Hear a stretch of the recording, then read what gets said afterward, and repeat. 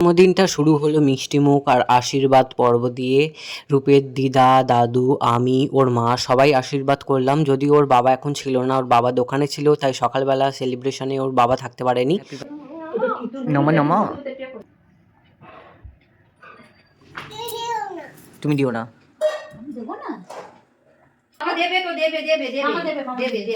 সকলে আশীর্বাদ করছে আর আমি এখনো আশীর্বাদ করিনি, তাই ওই এমন করছে। খাবে কোনটা?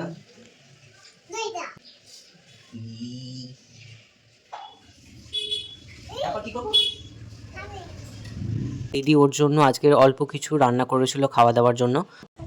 মাছটা গরমে এটা খাও, আলু আলু খাও, ভাত খাও, খাও খাও, অল্প করে নাও।